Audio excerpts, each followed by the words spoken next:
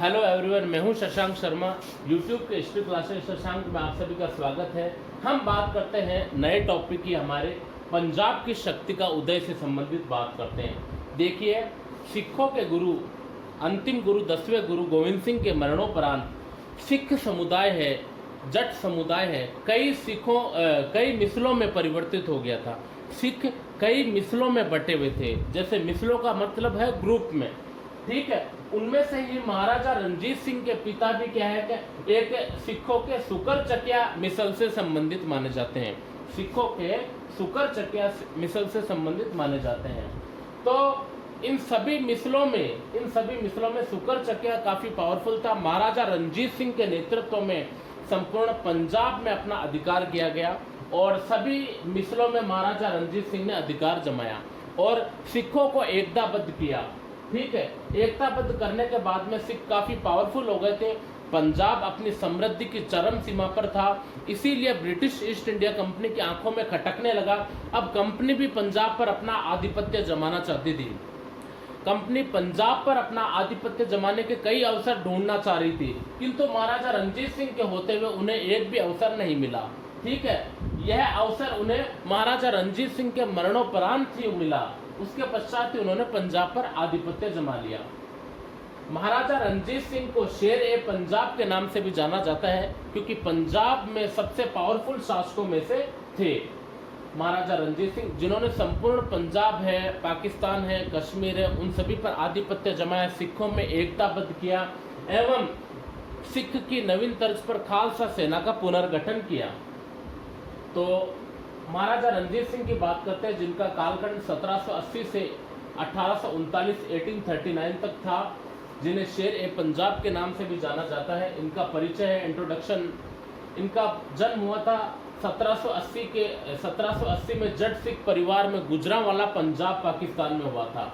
इनके पिता का नाम महासिंह या महान सिंह था, ठीक है, जो सुकर चकिया मिसल से संबंधित माने जाते हैं। इनका राज्यारोहण, इनके पिता की जल्द ही मृत्यु हो गई थी। इसके पश्चात 12 वर्ष की अल्पायु में ही इनका राज्यारोहण हुआ। उसके बाद में मैच्योर होने के बाद में 12 अप्रैल 1801 में इन्होंने महाराजा की उपाधि धारण की। महाराजा रणजीत सिंह ने सिखों की सुकर चरिया से मिसल से संबंधित थे, ठीक है। इनकी प्रमुख संतानें हैं खड़क सिंह है, ईशर सिंह है, शेर सिंह है, तारा सिंह है, कश्मीरा सिंह है, पेथुरा सिंह है, मुल्तान सिंह है, दलीप सिंह है। हमारे लिए इंपॉर्टेंट है खड़क सिंह और दलीप सिंह है, ठीक है, आंग्ल सिख युद्ध से संबंधित। महाराजा रणजीत सिंह ने अपना प्रभुत्व अत्यधिक शक्तिशाली जमाया। महाराजा रणजीत सिंह एक धर्मनिरपेक्ष शासक थे। इनकी सेना में हिंदू और मुसलमान दोनों ही थे। दोनों के साथ ही इन्होंने आदर पूर्वक पेश आए थे। इनका साम्राज्य विस्तार है, जो पश्तून अफगान क्षेत्र से पंजाब, भारत, पाकिस्तान, पेशावर, कश्मीर और आनंदपुर तक विस्तृत था। महाराजा रणजीत सिंह ने अपनी सेना का पुनर्गठन किया। सेना का गठन यूरोपियन मानक दंड पर आधारित किया गया, जो सिख खालसा सेना के नाम से जानी जाती थी। 1838 में अफगानिस्तान में रूस का हस्तक्षेप बढ़ने लगा, ठीक है। ब्रिटिश ईस्ट इंडिया कंपनी रूस के हस्तक्षेप के कारण चिंतित थी। कल को मान लो रूसी अफगानिस्तान में आ जाए और हमें वापस से क्या है कि अपना उपनिवेश न खोना पड़े, हमें भारतीय उपनिवेश का खतरा है। इसलिए भारतीय उपनिवेश को बचाने के लिए उन्होंने अफगानिस्तान में ये एक्शन लिया। किसने? कंपनी ने लिया, रूस के डर से। तो 1838 में अफगानिस्तान में रूस के हस्तक्षेप से चिंतित कंपनी ने शाह शुजा को काबुल का नया शासक बनाया, ठीक है, और एक त्रिपक्षीय संधि बनाई कि भाई एक ऐसी दीवार लगाई जाए जिससे हमें पंजाब भी मिल जाए, यानी सांप भी मर जाए और लाठी भी न टूटे, वैसी स्कीम लगाई। तो इन्होंने क्या किया, शाह शुजा को काबुल का शासक बना दिया और त्रिपक्षीय संधि बना दी, जिसमें शाह शुजा था, पंजाब का शासक रणजीत सिंह था और अंग्रेज थे। इन तीनों ने मिलकर एक संयुक्त मोर्चा या संयुक्त संधि की स्थापना की। कल को रूस आए तो हम उसका मुकाबला कर सकें, ठीक है, जिसके द्वारा धीरे धीरे कंपनी का पंजाब की ओर हस्तक्षेप और आकर्षण बढ़ने लगा, ठीक है। तो कंपनी अब पंजाब की ओर अट्रैक्ट होने लग गई। भाई जब तक महाराजा रणजीत सिंह थे तब तक कंपनी की हिम्मत नहीं हुई। यहाँ तक आते आते 1838 में महाराजा रणजीत सिंह स्वयं क्या है कि बूढ़े हो चुके थे, शक्तिहीन हो चुके थे, फिर भी पावरफुल थे। महाराजा रणजीत सिंह की मृत्यु 27 जून 1839 में लाहौर, पाकिस्तान में होती है। और इसके बाद में इनकी मृत्यु के तुरंत बाद में ही खड़ग सिंह के काल से हमें आंग्ल सिख युद्ध देखने को मिलता है। अंग्रेज क्या है कि बड़े पैमाने पर पंजाब की ओर आकर्षित हो जाते हैं और धीरे धीरे हम देखते हैं कि दलीप सिंह है जो कि इंग्लैंड में भेज दिया जाता है और कंपनी का पंजाब पर अधिकार कर लिया जाता है। हम बात करेंगे अब नेक्स्ट टॉपिक में हम लेंगे आंग्ल सिख युद्ध। हमारा क्वेश्चन यही एक ही रहेगा जिसमें अपने को सबसे पहले महाराजा रणजीत सिंह का इंट्रोडक्शन देना है, इस प्रकार का इंट्रोडक्शन देना है। थोड़ा ये तो मैंने आपको थोड़ा डिटेल में थोड़ा स्पेस में समझाया है, बाकी अपने को हल्का फुल्का इसमें जो जो मटेरियल्स इंक्लूड है वही इंक्लूड करने हैं और इनका इंट्रोडक्शन देना है।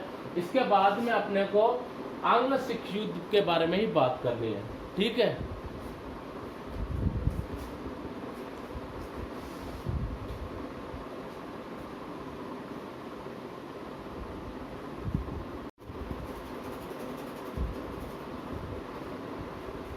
तो बात करते हैं अब हम आंग्ल सिख युद्ध के बारे में, ठीक है। प्रथम आंग्ल सिख युद्ध की बात करते हैं। हमने महाराजा रणजीत सिंह पढ़ा, हमने ये देखा कि महाराजा रणजीत सिंह पावरफुल शासक थे जिनके काल में अंग्रेजों ने पंजाब की ओर देखा तक भी नहीं, ठीक है। हालांकि अंग्रेज चाहते थे पंजाब को प्राप्त करना, किंतु महाराजा रणजीत सिंह का सैन्य प्रबंध, उनकी व्यवस्था काफी शक्तिशाली थी, जिसकी बदौलत अंग्रेजों ने, कंपनी ने हिम्मत नहीं की कि भाई पंजाब पर डायरेक्टली या इनडायरेक्टली आधिपत्य कर सके।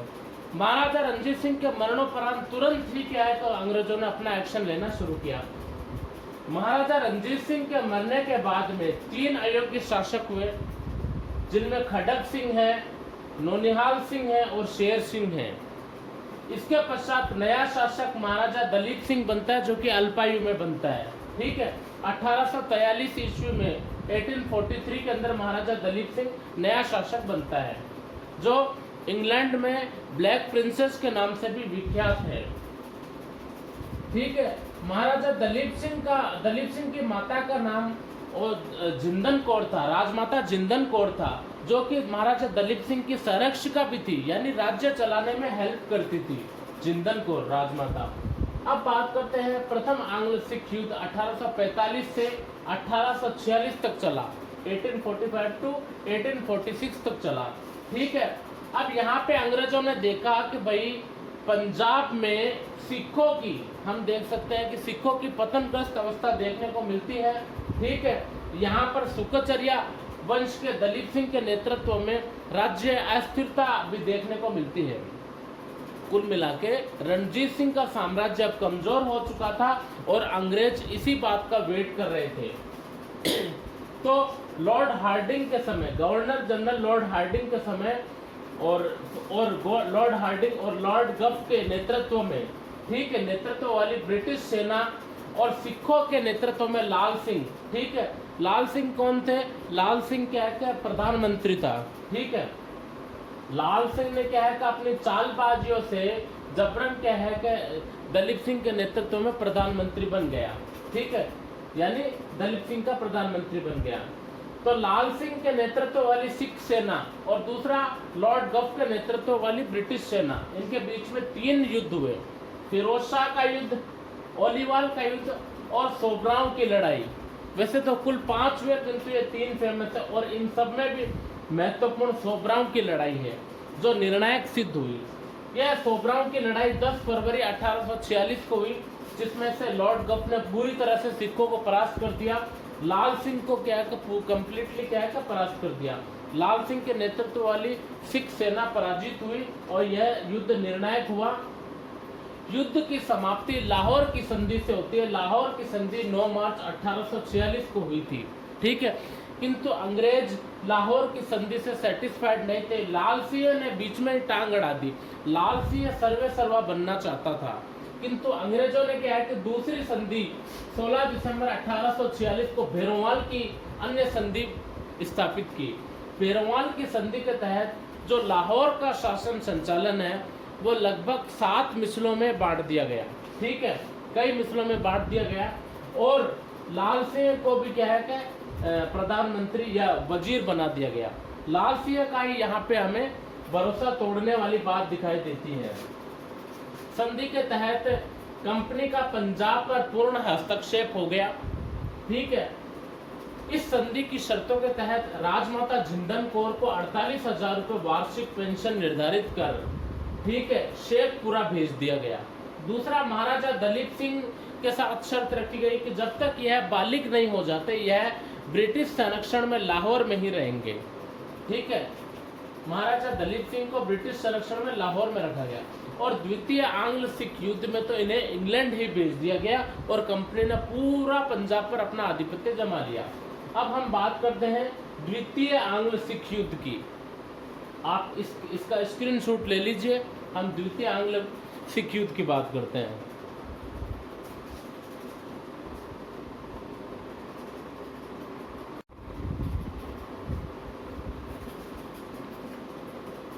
तो गाइस, अब हम बात करेंगे द्वितीय आंग्ल सिख युद्ध की बात करेंगे। हमने प्रथम आंग्ल सिख युद्ध पढ़ा जिसमें तो अंग्रेजों का इनडायरेक्टली पंजाब पर आधिपत्य हो गया, जहां हमने देखा कि राजकुमार फिर महाराजा दलीप सिंह को लाहौर ब्रिटिश संरक्षण में नियुक्त कर दिया गया। ठीक है, किंतु इससे अंग्रेजों को सेटिस्फेक्शन नहीं हुआ और इसीलिए अंग्रेजों ने एक नई चाल चली। ठीक है, अब हम पढ़ेंगे द्वितीय आंग्ल सिख युद्ध जो 1848 टू 49 तक चला, 1848 से 1849 तक चला। इस युद्ध का तात्कालिक कारण है मुल्तान के सूबेदार मूल राज का विद्रोह, जिसे भड़काने का प्रयास ब्रिटिश ईस्ट इंडिया कंपनी ने किया है। और ईस्ट इंडिया कंपनी ही क्या है इस युद्ध का नेतृत्व करता थी। जो लॉर्ड गफ है, लॉर्ड गफ ही इस युद्ध का नेतृत्व करता था, विद्रोह का नेतृत्व करता था। मूलराज शेर सिंह और छतर सिंह के नेतृत्व में लॉर्ड गफ ने इसका नेतृत्व किया, ब्रिटिश विद्रोह हुआ। ठीक है, इस समय तात्कालिक गवर्नर जनरल लॉर्ड डलहौजी थे, जो कि लॉर्ड गफ के चिलियावाला जो युद्ध हुआ था उससे नाराज थे। जो चिलियावाला युद्ध है इसे चिलियास का युद्ध भी कहा जाता है। चिलियावाला युद्ध है जो हमने यह विद्रोह देखा जिसमें अंग्रेजों ने सिख सेना को हराया और सिख सेना ने भी क्या है कि अंग्रेजों को हराया। ठीक है, इस प्रकार से यह युद्ध अनिर्णायक रहा। इस वजह से गवर्नर जनरल लॉर्ड डलहौजी थोड़ा नाराज हो गया लॉर्ड गफ के चिलियावाला युद्ध में हुई कंपनी की आर्थिक क्षति के कारण। इस चिलियावाला युद्ध में कंपनी की काफी आर्थिक क्षति हुई, जिससे लॉर्ड डलहौजी नाराज हो गया। और इसके बाद में लॉर्ड डलहौजी ने लॉर्ड गफ के स्थान पे चार्ल्स नेपियर को नियुक्त किया।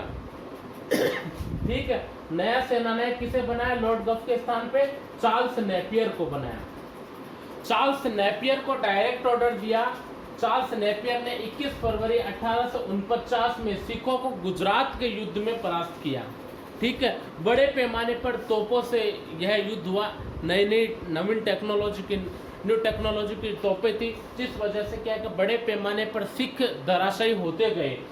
इस युद्ध को तोपों का युद्ध भी कहा जाता है। ठीक है, तो नेपियर ने 21 फरवरी 1849 में सिखों को गुजरात युद्ध में बुरी तरह परास्त किया, जिसे तोपों का युद्ध भी कहा जाता है। ठीक है, इस विजय के उपलक्ष्य में लॉर्ड डलहौजी ने 30 मार्च 1949 को चार्ल्स नेपियर के नेतृत्व में पंजाब को अंग्रेजी राज्य में मिला लिया। यही चाहते थे, इनकी यही मंसूबे थे, तो इन्होंने 30 मार्च 1950 को चार्ल्स नेपियर को ऑर्डर दे दिया। चार्ल्स नेपियर ने पूरे पंजाब का विलय ब्रिटिश भारत में कर लिया। ठीक है, और यहाँ पे थोड़ी सी मिस्टेक है। महाराजा दलीप सिंह और राजमाता जिंदन कौर को 5 लाख रुपए वार्षिक पेंशन पर इंग्लैंड भेज दिया। ठीक, पहले तो राजमाता रानी जिंदन कौर को शेखपुरा दे दिया 48,000 वार्षिक पेंशन के तौर पे। इसके बाद में दोनों माँ बेटों को इंग्लैंड भेज दिया 5 लाख रुपए वार्षिक पेंशन के बदले। और दूसरी ओर लॉर्ड डलहौजी के नेतृत्व में संपूर्ण पंजाब का विलय ब्रिटिश भारत में हो गया। तो ये है हमारा आंग्ल सिख युद्ध और पंजाब का उदय। ठीक है, यही अपन ने देखा है। तो थैंक यू वेरी मच। अगर आपको पसंद आए तो प्लीज़ लाइक करना, शेयर करना, सब्सक्राइब करना। हमारा ये टॉपिक कंप्लीट हो गया है। ठीक है, जहां अपन ने पंजाब की शक्ति का उत्कर्ष पढ़ा महाराजा रणजीत सिंह के नेतृत्व में, और आंग्ल सिख युद्ध के बारे में पढ़ा। ठीक है, 2 आंग्ल सिख युद्ध होते हैं। तो thank you very much. Please इसे लाइक करना, सब्सक्राइब करना और शेयर करना।